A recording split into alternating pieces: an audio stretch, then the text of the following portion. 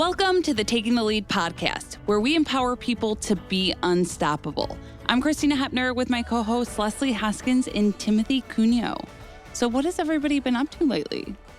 Well, yesterday we just got back from my nephew's first birthday. Aww. It was absolutely awesome. They treated it like it was his rookie season, so it was all baseball themed. Everybody had jerseys and hats on, and my sister ordered all these hot dogs, big hot dogs from Sam's, and everything was wrapped up. We had the pretzels, the Cracker Jack, everything was baseball related. I love that. And it was cute, and it was nice to see him, and it was a joy to be around him the other day. It was really great. That is adorable. First birthday parties are the best. Did he really get into the cake and smash it all over? Oh, well, there was a smash cake, and he wasn't happy about the smash cake, but Cheryl made a rum cake, and he loves the rum cakes. Starting him young. She's a bad aunt now. He's addicted to rum cake. Oh, gosh. So, already at 1 year old. That'll be his second birthday request and his third. Yes. Oh, my gosh. All my nephews and nieces are saying, I want a rum cake for my birthday now. They all love the rum cake. That's really funny. They don't really know what it is. Aunt Cheryl's the best aunt all of a sudden. And she's the best aunt. That's fantastic. That sounds like a great time. It was great. Yeah. So what's going on with you two? Come on. Well, my daughter turned 4 not too long ago. Wow. And so we did that. I know, right? Right? Because Timothy, I was pregnant with Alice when you were here for O&M. Yes. Timothy likes to tell the story about how to punish me, one day he pretended like he didn't know where he was going. He just kept walking uphill a couple extra blocks so that I'm hiking it behind him, all pregnant, waddling. No, I'm just kidding. You did do that, but it was funny. Yes, I did do that. Because you played a trick on me too now. I would never. Yeah, you would. Yeah, so she turned 4. We did a panda-themed birthday party. So my husband calls her Panda Panda. Well, they call each other Panda Panda. So it's adorable, obviously. So we did a cute little panda-themed birthday party, and she's, full sass. And yeah, that's so cute. I can't wait till my little niece turns 1. I call her my little nugget. Yeah, that's cute. Man. But she's what? Oh my gosh, she was born in June, so now she would be like 5 months, 4 months, 5 months. I'm real bad at math. Clearly, there we are. 4 months. 4 months. I have to count on my fingers. I'm not even joking. You guys, I only took one math class in college because that's how much I did not like math. I went to journalism school. Very not math oriented. Listen, well, hopefully she's in better hands. My sister was a teacher, so she's my niece is going to be way smarter than I am. So let's not worry about that. Well, don't sell yourself short. There we go. I was like, what am I trying to say? I just use a different side of my brain. There you go. We've all got our strengths. Yeah, and math is not one of them. But yeah, I'm excited because, they now live in New York. So we don't get to see them that often, but get lots of pictures. And she was born so tiny that now she's probably a normal sized baby. But I'm like, oh my gosh, she's so big. So it happens. Yeah. It happens so fast. I know. Yes, it does. Goodness. Well, I'm glad for all the birthdays. Yeah. Lots of fun. Keep him busy. Yes. Perfect. Well, we are excited again because we have a wonderful guest today. Today's guest is the wife of a longtime Leader Dog client who is here to share her perspective kind of on the vision loss journey and the impact it's had on her life. Yes, Linda is soon to be retired from Beaumont and is planning to be a yoga instructor in her retirement. She's an avid hiker, snow and water skier, and she and her husband, Jeff, spend at least 1 week a year out in Colorado on the Black Diamonds. Hello, Linda. It's great to have you on the podcast. We met your husband on the last podcast. So how did you and Jeff meet? Yeah, I love these stories. Oh, boy. Well, hello there. Jump right into it. Get us the good stuff. Tell us your stories. We actually met in a bar. There you go. Perfect. It was a good night. How old were you guys when you met? I was 22 and he's a year older. Okay. Yeah. So did you have mutual friends at the bar or just like... Oh, I had no idea where I was at that bar. I lived out in Shelby Township and we were in Waterford where Jeff grew up and lived all around his whole life. He never moved from there. So, yeah, I didn't even know where I was at, and I was with a couple girlfriends, and Yeah. How did you end up there? Where did you grow up? Where are you from? goodness. I was born in Toronto, actually. Oh, wow. okay. Oh. Canadian, but I do have my citizenship here. I did that. That was a cool thing. And grew up in Shelby Township, pretty much. Yeah. And so I have to ask, did Jeff use some pickup line or anything like that? Yeah. What was his line? What was the line? Now, he would say that I did that. Oh, okay. I don't say that, though. No. I like it. I think that's fantastic. Yes. So was it love at first sight or? I don't really. Ellen was like, I don't know. I don't really believe in that, but hey. Also great. Yeah. So you That guys, was good. So you met, you fell in love. So then what? You got married, obviously, at some point. Oh, we dated like 5 years before we got Oh. Yeah, married. Yeah, okay. we didn't jump right into that. Mhm.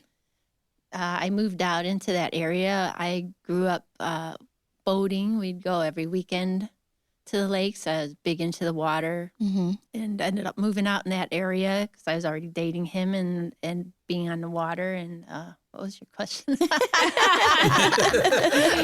Yeah. So you got married. So I guess And then, with that question, I want to yeah. know, Jeff said he is a adrenaline junkie. Is that something that Yeah. runs in your blood too? Not in the same way, no. But yeah, I'm pretty active. I like to do a lot of things. Yeah. I played hockey for 20 years. I Oh, wow. quit a few years ago when I got into doing yoga and then teaching yoga, That- which people look at that as mellow, but it's not. There's a lot of differences with yoga. So, Yeah. So it's a fun thing.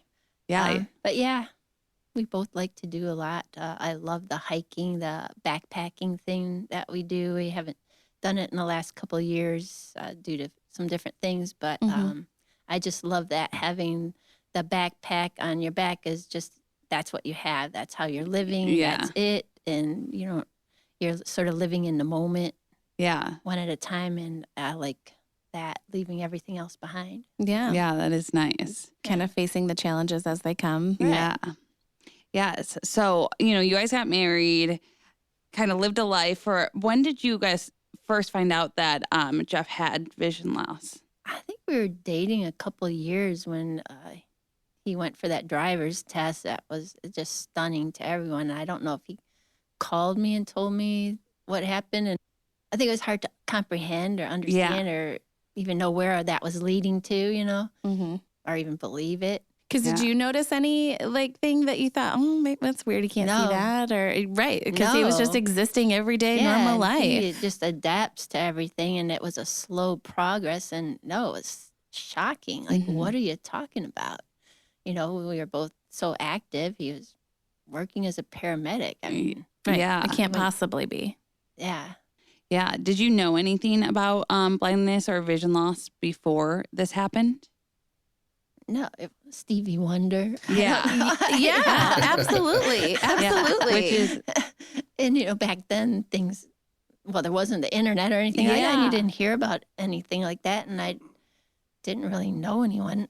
I had worked in a nursing home with older people, and I don't remember there being or thinking about yeah. vision loss or anything like that with them. And no, my grandpa had lost one of his eyes. He had a glass eye from a stroke, but he's still functioning. He was in his 80s, and Yeah. we just, as a kid, that was sort of a cool thing. Yeah, right. Yeah. Sorry, weird Grandpa's to got say, a cool but- trick. Yeah. Well, I get it. Yeah. So what were your feelings about this? Were you a little scared that you were getting involved with somebody that's their vision's starting to fall and decline? Because my wife, when I told her we were dating, and basically we grew into it together. Yeah, it was, I think the more as things changed and as we progressed in our relationship, we had to think of everything more seriously. And I did. And Jeff, I did think about that. And he didn't really like that I thought about that. He thought I was being superficial, sort of. But it is a part of your life. You have to think about that stuff. You're having children or whatever, how's that going to change things? And maybe not everybody would think about that, but I sort of did. Not that it changed the direction that we went in, but something I sort of talked to some other people about and then moved on. You kind of have to, right? It's your life, and you have to be realistic with yourself and make sure you fully understand kind of what's going on and how you can be supportive and how that's going to impact you, you know, your mentality and your life really moving forward. Oh, yeah. So you guys, obviously nothing slowed you down. Love can't stop you too. You got married. And so and you did have children, right? We have one child. son. They live a mile from us. Oh, fantastic. A son, daughter-in-law, and 2 grandchildren. Nice. Yeah, love being a grandma. I have new playmates because I like to play. My son doesn't play with me anymore, so I have 2 grandchildren to do that with. So what was the impact like then raising your son? So your husband's losing his vision. He's no longer maybe working or driving at this point. What was that like for you? To be the only person, the main earner, that was hard. It was a transition for both of us. I had to look at things in a different way. Like, it was a slow progression, so that sort of helped with that. Alec was, I think, in 1st grade when Jeff stopped working, so we didn't have to do the child care thing as much, though he had some other things he was doing, and he was still driving. Taking care, or being the one always driving. I remember when he was always driving, which he drove way too long. And he's, as you guess, listening to him, he's a very strong personality, so it was hard to get him out of that driver's seat. That was very nerve-wracking to be driving like that. But then to become the sole driver, that's a lot. I know a lot of women that don't like to do that, and that's what I have to do. You know, you go on long trips or whatever.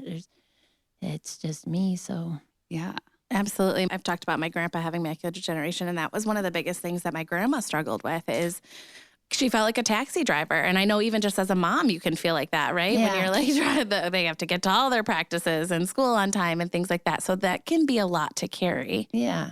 How is it now? Just curious with like Uber, and there's so many different options. Has that helped a lot? Well, Jeff doesn't use Uber. So. People from Leader Dog pick him up and take him to places, so that's awesome. No, typically I do all the driving and everything. Yeah. I do all the grocery shopping now, which he used for a long time when he quit working and was still driving. He did the grocery shopping, which was cool, but then, now all that stuff falls. Yeah. So what was it like for you, before he found Leader Dog, after he retired, before he found Leader Dog, that place where he had mentioned in the previous podcast where, he had hit his point, the low point. What was that like for you being the support system?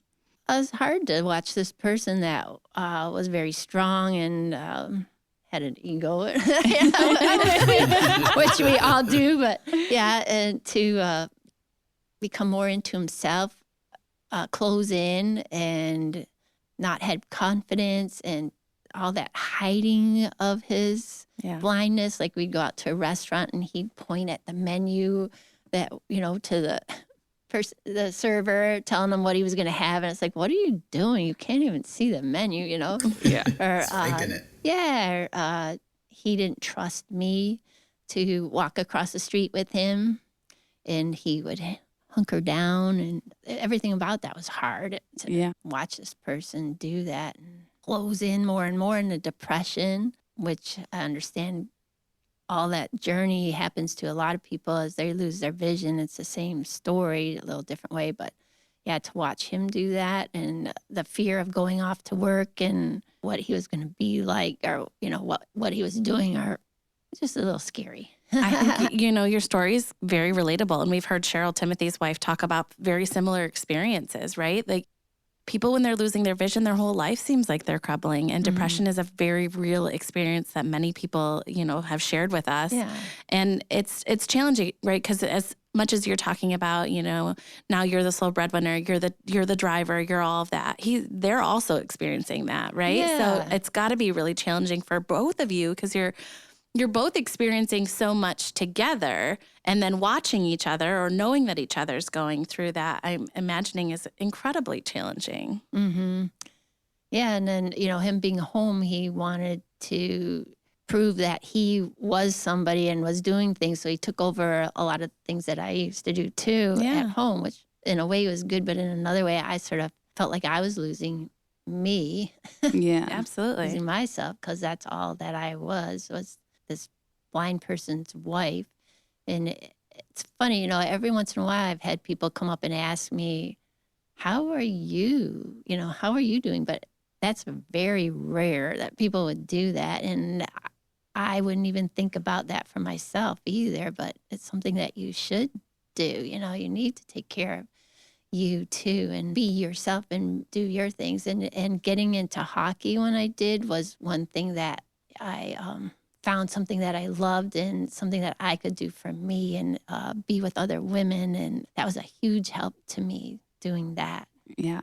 I think that's so interesting. You just bring up such an important point. It's like in the, when you get on the airline and they say you have to put your oxygen mask on first before you can put on your kids or whoever's next to you. And that's just it. We also at Leader Dog recently went through a mental health kind of first aider training. And that was one of the key takeaways is like, you have to take care of yourself first. You can't help anybody else until you are making sure that you are in a safe and healthy space.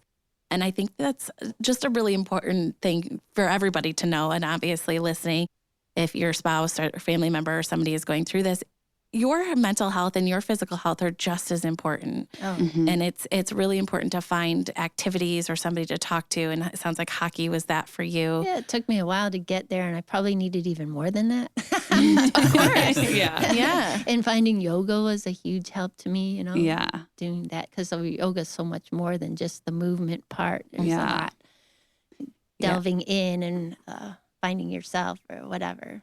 So Linda, Jeff goes off and he finds Leader Dog. He did the O&M and he got a guide dog. So how has that impacted your life, knowing that he's got those independent skills that he can travel anywhere without assistance? Because it's affected your life too. It's probably helped your life out, a little less responsibility. Well, it helped when it first happened. It was great for both me and our son to know that he had this companion, this person. Yeah, it feels like it, right? Gracie, who became sometimes more important to him than me. It's like, wait a minute. But I think we both felt a comfort with that. And for me, it gave me back my independence, which I've met some people through work. I work in the hospital. Some patients that came in that were either losing their sight or their family member was, and got to talk to them about that. Like, you need this too. And you need your independence back, and getting that dog for this person helps you to be able to move on. Like, like even being at, like when we go out to the hotel or whatever, we're staying at a hotel, I can go off and do something and know that he can get back to the room with the dog. So the dog's going to find the way, or the dog's going to find me somewhere, and I don't have to worry and watch over everything he's doing when we're out at the gym or whatever we're doing. That's a huge point. We talk about, the impact that Leader Dog has. It's not just on an individual's life. Of course it is, right? Like obviously Gracie and now Dove have changed Jeff's life, but it's changed your life too. And we talk about the community and the family network that, it is a lot to have somebody in your household who has a disability. It can be challenging. It can feel like extra work sometimes. And so navigating that together, but knowing now that he has someone or something, right, to help him and to be there with him, and not help him even because it's such a team, but like companionship even, take a little bit off so that they have something else or someone else to rely on too. Yeah, and he has her to rely on, and then she has him to rely on. So it's him doing something for her too and giving back. And then his giving back to Leader Dog is a huge thing. It's great for him to have that, and that he can give back to them, and that I can too. We've both been somewhat involved with Leader Dog, and they've done so much for me. So I get to talk about that also. You've been wonderful at sharing your experience along the way, and we certainly appreciate that. Jeff, we know, does a lot of speaking engagements for us, but you have absolutely stepped in and been able to share your perspective, which is so unique and so interesting and so relatable to, I think, so many people, not just people who's, happen to be married to somebody who's blind or visually impaired. So many people can relate to your story and your experience. So thank you for always for doing that for us as well. Yeah. So what advice, I guess, would you give someone else a spouse or a family member who may be going through vision loss with a family member of theirs?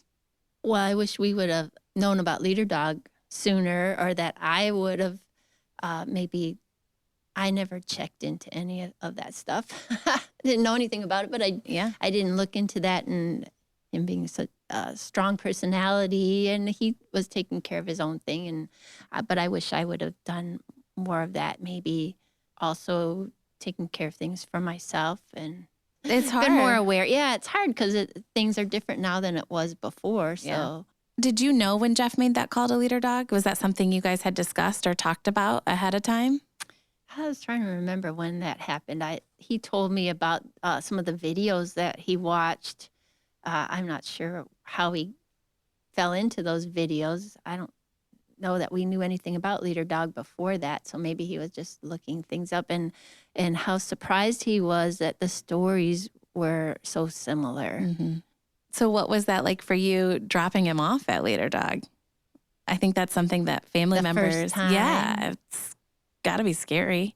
It was not knowing, not totally comprehending what was going on. I mean, there were other people saying, well, why don't you just get a dog and train it yourself? Right. People have no idea. Oh my gosh. Wouldn't that be so nice if that's how it works? Yeah. And then that he was going to be there for a whole month, you know, was weird. And that we didn't get to see each other. I think I went up there once and waved at the door or something and got to meet Gracie, but it was right around her mealtime, and she had no interest in me whatsoever. And you're like, oh no, he's going to bring this dog home. She's going to hate me. I'm the other woman now. She was another blonde. Yeah. Oh, no. What was that like when he brought Gracie home the first time? It was exciting, but it was an unknown. Like he didn't really want me to talk to her or look at her and all that kind of stuff. And she was very much connected to him. She and I had some kind of a relationship, but she was very connected to him. Where Dove is a different dog. She has a different personality, and she has more relationship with everyone else. And each of those dogs are different. But yeah, it was exciting when they came home. It was exciting to see the changes, watch the changes in him and watch him progress with that. And it took quite a while. I mean, he was afraid to go out to the restaurants, or that people were going to, something was going to happen to the dog, or he was very fearful of that. And that took a while to get over some of that, or for them to grow together. Yeah. I'm curious what your thoughts were, your perspective was. So once Jeff started using a cane and or a guide dog, right, that was kind of sharing to the world like, hey, I'm blind, I'm visually impaired. What was that like on your side?